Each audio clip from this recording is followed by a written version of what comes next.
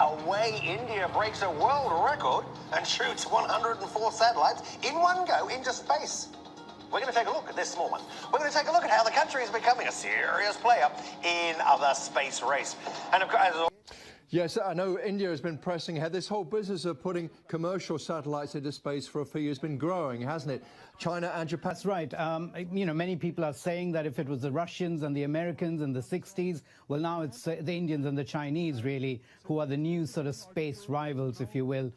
If you remember, in 2013, India sent a satellite to Mars at a fraction of the cost of a similar satellite that was sent by the United States, by NASA. I think it was a tenth of the cost. And there was a joke that, you know, the Hollywood movie Gravity cost 4 times more than the Indian satellite launch. And it really underlines how strongly India's sort of approached this whole lucrative commercial market, you know, basically allowing countries to take advantage of its technology, but also the fact that it's being offered at a very, very competitive price. Well, Joe, thank you very much for that. Those pictures on your screen now, live from the Sriharikota Space Centre in the southern Indian state of Andhra Pradesh. They've just launched a rocket carrying a record number of satellites into space, 104 satellites on a single mission.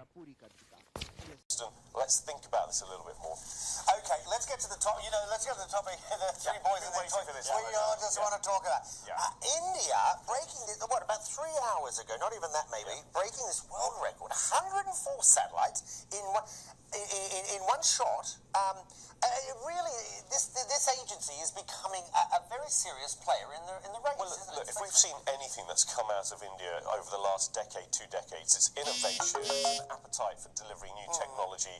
We've seen it aggressively happen in tech markets, in other businesses, and this is another area that India is looking to lead on globally. Yes, it's broken the record, which I think the Russians held from 2012. 104, as you say, Aaron, satellites on this one rocket. Now, you know, the size of these things has changed drastically over the years. Great capability.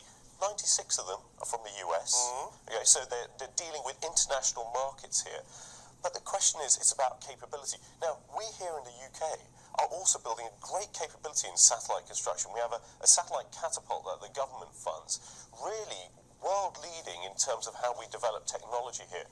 The Indians are trying to play the race, the satellite space race, I think. And they do it very, very, and they can do it for very, very cheaply. But I've had lots of tweets this morning. A question you mentioned about the UK doing this. So here's the question. India has a space program. India has nuclear weapons. A third of Indians live on less than $1 a day. But if they've got a space program, they've got a nuclear program, should the likes of UK, Australia be giving India aid? But you've got about 30 seconds. Right. Well, the question isn't about where should the money be spent. Even in the UK, as we spend in the satellite industry, we have questions about should that money go into the NHS? Should it go into welfare reform? Should it go into other factors?